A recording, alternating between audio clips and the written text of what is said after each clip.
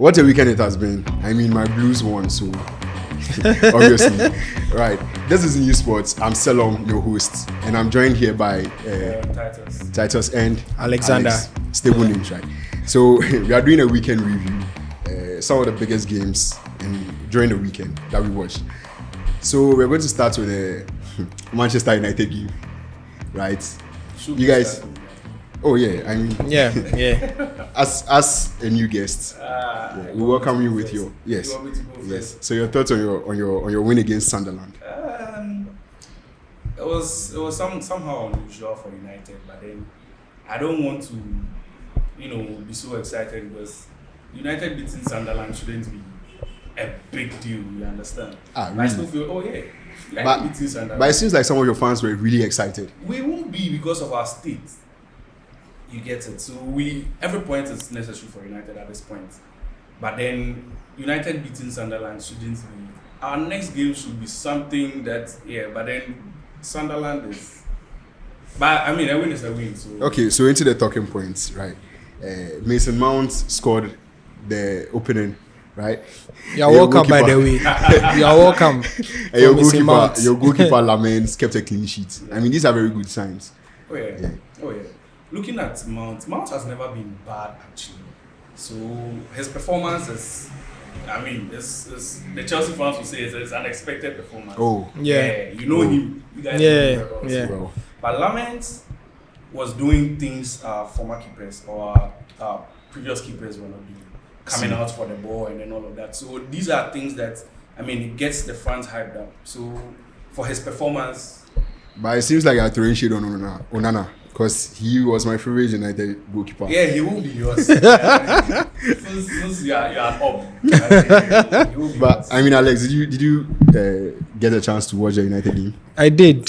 And as he was saying, I was very impressed with Lamens. From that performance, I was asking myself, why has he been on the bench that long? Because for a keeper who can do that, ideally, the first game he's ready, he should be put in there.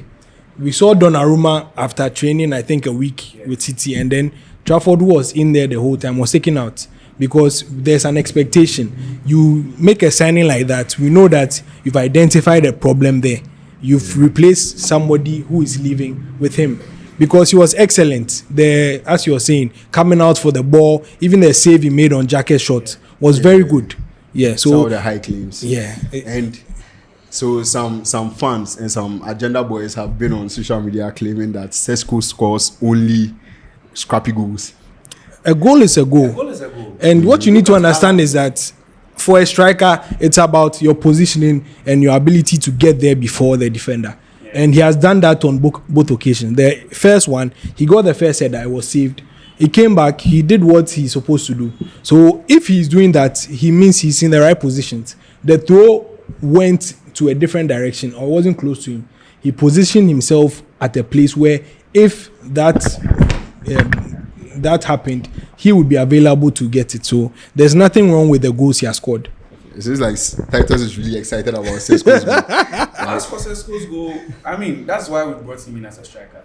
You don't always have to get a shot from behind. Yeah. So long as you can turn the ball into the net, that's why you are there. But as you don't get a 007, you pay me, Charlie. Just as I okay. said. Okay, so the other results across the weekend that really shocked me was Crystal Palace losing away at Everton 2-1. Yes. I didn't get a chance to watch the game, but did you? I did, and I was shocked because Crystal Palace lost. But I was not surprised Everton won because Everton has shown us this season that they have the ability to do that. Grealish, Ndai, and even some of these new signings they brought in, they've been excellent and they show up when you need them to. Palace took the lead, but then before they realized, they had equalized and then they stung them. Yeah, but you see, this result comes as a shock because of the caliber of opponents Crystal Palace have beaten in the past. Yeah. Earlier this season. Yes, that's why I'm saying that I'm surprised that Crystal Palace lost. But if you see how Everton has played this season, it doesn't surprise me that they're able to win a game like that. But Titus, how about you? Did you get a chance to watch that game? I think I watched bits of it. Or because your team won, you're done with the weekend. We are done with United. And I think, just as he said, the surprise came in when Palace lost. But then the performance of Everton this season, and then with their mentality this season, I mean, it's okay. It's okay. Yeah. And also, we saw Kudus get his first goal for Spurs, right? Yes. That's why you're a Kudus fan. No, I mean, Right after I took him out of my FPL. He has a Kudus jersey, right? So I mean, with Kudus' first goal, I mean, it's been way too long. We've been expecting it for a while now. He did score some in the past, chalked off for offside. We saw a keeper save one of his other shots onto the post and all. But I mean, like, what does it mean to him? What do you think it will mean to him going into the season? Finally getting his first goal for Spurs. Honestly, I don't think it should mean anything because from the get-go, he has been amazing. He has been exceptional. He has been doing what they need him to do. Even though he hasn't been scoring, he has had a handful of assists. So the first goal is good for probably his confidence or his morale. But even before the goal, it was on a high because his new manager trusts him. He puts him in. He gets the freedom to play freely and then create space and then create chances. I think he has been excellent and it was a very good signing for Tottenham. Okay, would you like to touch on that real quick? Or yeah, just as he said, I mean, I support what he said so far. Kudus this season has been exceptional. Put goals aside, his runs, most of his balls that go into the box have been converted into goals. So I mean, he's on a good run this season so far. Right. So the goal will just add to, let's say, if you're all the counting other goals. things. Yeah. Cherry on top. But he's been good. Okay, and moving on to the next game, right? Arsenal win again and kept another clean sheet, but their striker is also keeping clean sheets up front. Yes, so I mean, Arsenal do find a way to win in the end all the time. The goals came in the second half, right? Or one in the first half, one in the second half. One was disallowed actually. The first was disallowed. Yes, but if you guys would like to touch it, because right now they are sitting on top of the table, everybody expects them to see it through. Exactly what the rest didn't want. Everybody expects to see it through. It's just a shame Asa can't be here, so we ask him to get his voice on tape. But I mean, Alex, what does this Arsenal win mean to the table? Well, Arsenal winning against West Ham was very expected. They've struggled this season. Literally had to fire the coach and they brought anyone in. And he's been in barely a week. So we're not expecting them to be able to do anything miraculous against Arsenal. But as you said, the striker Gyökeres not being able to score is a bit of a worry for them. But they are not very concerned at the moment because they keep winning. Yes, but it's like I said in the beginning, Gyökeres brings a different form of attacking that the Arsenal team I don't think is necessarily used to, because in the past they've had strikers who are more comfortable coming back, playing the ball, going on to the wing. But he occupies that space. He needs the supply. He's going to provide the goals. So I think it will still take some time for them to adjust. And I think Eze coming into the team is excellent for him because just like he struck that partnership with Mateta with time, he's also going to do that. And he's going to understand Gyökeres, provide him the balls where he needs it, and he will start banging. Yeah, but it's been 6 games now. And it looks like doesn't Sesko has the same amount of goals as Gyökeres in the Premier League? Not necessarily. Gyökeres has 3. Sesko has 2. Okay, Gyökeres so has just 3. one above him. But I mean, with with that, what do you think? What do you think? Arsenal for West Ham, they are struggling this season. Yeah. They are struggling, and then Arsenal too. They still want to take the trophy. So for them, every win is needed. You get it. I was actually expecting more wins from Arsenal. Yeah, but I mean. Yeah, I mean they had and then 3 points. They had one chalked off in the first half. So and with the clean sheet too, it just looks like they just keep getting clean sheets. Yeah. Because they're just 3 goals this season, right? Yeah. And I mean that's mad impressive. I wish my team could replicate the same form. Now, okay, no, before we go to my team, let's see. Haaland scores again for City. I mean, this guy just can't stop scoring. How many goals has he scored this season? About 8, right? Yeah, or 9. I think 8 or 9 with the Brentford. It's like he's in competition with Harry Kane and Mbappe. That's later on. But I mean, like, with City struggling right now and Haaland still managing to pull them through, like, what's the general feeling from City's giving you right now, from the City team? I mean, we've seen Guardiola come in press conferences saying he's had to use unconventional tactics to scrap wins or draws or to get points, right? What's the general feeling coming from City? Do you think they will manage to figure their stuff out getting into the season? Well, I think City is also at a point of transition. It's important to note that because they've had a lot of changes in the club. De Bruyne, who was a big part of the offense, especially for Haaland, left. I saw recently on, I think, TikTok or Instagram that Haaland went to comment under De Bruyne assisting Højlund. Yeah, because he was big for him. He used to find him wherever and whenever he made those runs.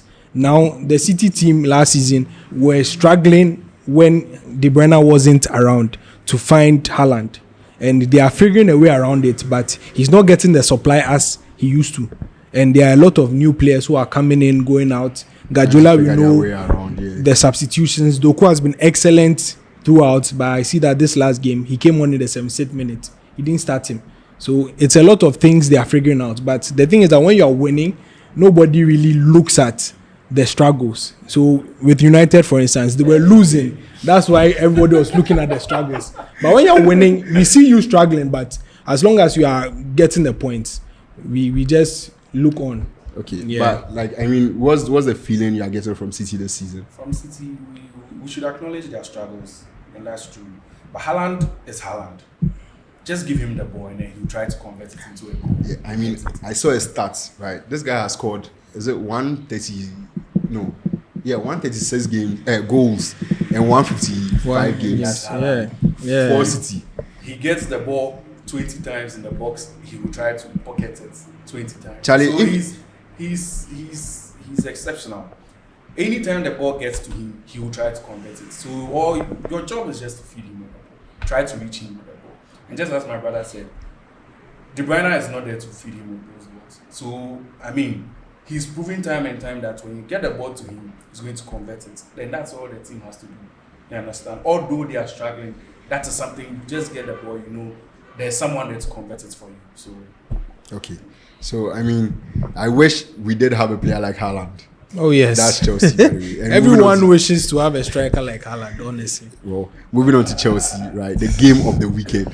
Charlie, I've been smiling since. You have the lap. Oh. Charlie. You can't play some. We are serious. No. So moving on to the game of the weekend, right? Yeah. I've been smiling since. I already said that, right? Yeah. I can't stop saying this, Charlie, because when I was asleep, my mom said I was shouting, "Boo!" Yes. So right into the game, right? We saw Caicedo score a screamer, right? Keeps on replaying in my head. Yeah. We had a lapse in concentration in defense, and we considered that unfortunate goal. I thought we were going to keep a clean sheet, right? Then, out of nowhere, Estêvão announced his presence to the Premier League. Oh my God! What a way to announce it. If you had that player, like, you know the feeling of how I'm feeling right now. I know earlier before this, we had a discussion, and I was telling you guys, I like the enthusiasm of Chelsea players. They don't really play for the coach, or they play the ball because they love to win. That is one thing Chelsea has, enthusiasm. And that's one thing my team lacks. You get it? You see, Rich James, always, he wants to show that he's on the pitch. Caicedo doing his job to the max. Like, it's just some petty things that, I mean, Chelsea is struggling to get. But then that aside, the players, and that's what you need, the enthusiasm of the players. The moment you have that, they will fight with you to the end. And that's Chelsea. And then they proved it in the Liverpool but game. this is the second time we've beaten them in a row. These are champions of England, right? And we keep on doing this to them. Yes. So Alex, you see when people get excited, they start dropping the microphone. But Alex, I mean, your general impression on those games? Yeah. On this game, sorry. I was very impressed with how we managed to keep it together, regardless of all the unfortunate things that was happening to us. Because we were doing well, but the Achille went down. I was like, Jesus Christ. Then Josu went down. In my head, I'm like, what are we going to do? and now I see a makeshift centre back pairing of James and Hato, and then Gusto at the right back, which I never like. Because in that position, he always makes a mistake. So it was a lot of things that ideally or normally would have set us back. The only thing I was waiting for is a red card, and I'll be like, okay. But now we got a red card. So I was about to say it for like 4 games straight. We got a red card in every single game. I was actually expecting. And this game, the boss himself. I was expecting a red card, and I'll be like, okay, this just seals it and lets us know that we are not meant to do well in this game, because everything was going wrong. But then while everything was going wrong, the boys just kept fighting. They kept keeping themselves in the game. Yes, I was bummed and disappointed that we considered our goal, because that ball should have been cleared when Soboslai crossed it. Yes, but even after that, they didn't give up, and I really like the enthusiasm that, as he said, that Gui, Estêvão and then Gittins brought it to the game, because Gui came and with every ball he was pressing Mamadashvili, because in the first 10 minutes of the game we saw that Mamadashvili had an issue with his footwork, because when João Pedro pressed him, he played the ball somewhere. So when Gui came, even though he knew he may not get a lot of the ball, he made it his mission to always press him, and that gave us some possessions. Gittins was looking very lively, which wasn't something we're used to. Yes. And I mean, Garnacho. Honestly, we've not seen Gittins this season. But real quick. Did you watch the game? Yeah, Chelsea. Did you see Garnacho pressing? Look, you're a Chelsea fan. But I mean, did you see Garnacho's press throughout the game? You want to ask a United fan about Garnacho? I've not been excited with that sign. But I mean, yes, Saturday he did impress me a little with the pressing. And that's Garnacho. Garnacho is very talented. So I mean, if you are getting that result from him, and as our coach, if you are going to play, you need to show him that you do that. Maresca doesn't tolerate a lackadaisical behavior from anybody. I remember last season there were points where Madueke would start 5 games and then in the next game he's not even part of the team. We ask him and he's like, his training hasn't been up to. If you don't put in the work and you don't show that you are going to do it, you are not going to start. I saw Estêvão tracking a ball he lost, chasing Gatpo, taking it back. After that mistake against West Ham. Yeah, when and then lost the ball, he just lets and in another phase, he ran with the winger all the way to the end and intercepted the pass. So you see that Maresca is demanding a lot from them, and they understand what the coach wants. You do this, you are going to get playing time. And I was very impressed with Estêvão, especially because he got the goal. But even aside that, he looked very lively. Throughout the game, Neto was getting the ball, and I was asking myself, why is he a starter in Chelsea? Because aside him tracking back offensively, he was not giving us anything. He would cross the ball and there's nobody there. It was very poor from him. Garnacho was okay, but I felt like that dive he did in the pen, it was unnecessary. Very unnecessary. If you had stood his ground, you are beating him. Just go ahead. Yeah, but aside, I think he didn't do bad. Okay, but as I was saying, these are early days yet. I wanted to continue and ask about like what was the way forward for Chelsea, but I mean, the very next match they might go and get a red card. Let me come in with Neto's performance. Okay, I think I did like his performance. He tries to shut the players in there. So for Neto, I think he needed support. He always for someone like Neto, anytime he gets the ball, there should be someone there. But there always is. Gusto wasn't really that guy for Neto. You know, Gusto has to go in to help Neto over there. Yes, then but there were times where Neto would get the ball. Gusto would make that run for him. He won't use that option. And then he won't also use that option to go past his man. He goes back, he does a step over, gives a bad cross, gives a bad pass. Estêvão, when he came in, he tried to take his man on. He was not able to, because ideally it's difficult when it's just you there. You need that support. But he tried the first time, he tried the second time. He realized that doesn't work. He tried something else. That's when he cut it back, saw Enzo, and then gave a good cross. My thing is that even if you are not able to go past your man because they are not being allowed to, if you cut onto your left foot, let the cross go to somebody. Okay. So let's go through the La Liga games real quick. Right? We saw. I think we only need to go through the Barcelona and Seville game. Oh, that's the only one. No, so let me just mention Real Madrid's results. Real Madrid won. Madrid won 3-1. Yeah. I mean, A penalty, a red card. Sorry, Mbappe scored again. Yeah. Again. A penalty, a red card. Oh, okay. So Barcelona lost 4-1 to Sevilla. Yeah. That result they beat me because I'm waiting for them to bring the high line. Yes, we are waiting. Barcelona, we are waiting for you. Bring that high line. That's what I give. I know you guys will. Bring that high line, Barcelona. If we lose that game, you're not going to see me for a long while. I know you guys. Yeah, so I mean, quick thoughts on those games, on that game, or if you want to take both too, just real quick. Well, I think with Barcelona, it's a result that's surprising, but it's not shocking because we see the way they play, and we know that if you are able to beat the high line that they play, you are going to get goals. We've seen it happen so many times, but the only thing is that more often than not, they score or they will outscore you.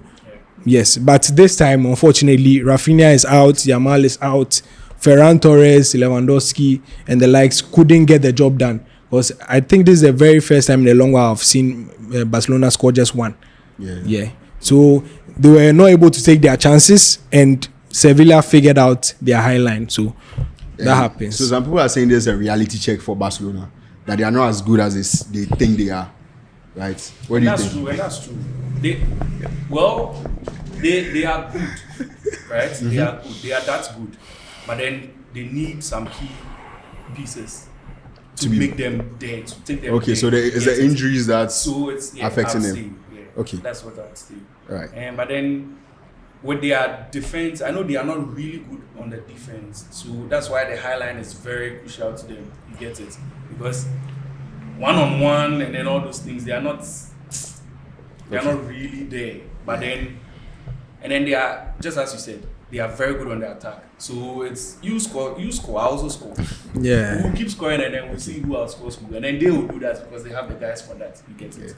Yeah. Okay. But then the performance from Sevilla too was very top good. notch. Very determined. Top notch. They came for battle. They kept trying. Offside, try again. Okay. Yeah. So unfortunately, this brings us to the conclusion of this episode. This is New Sports, and please subscribe, like, and share with your friends. Thank you.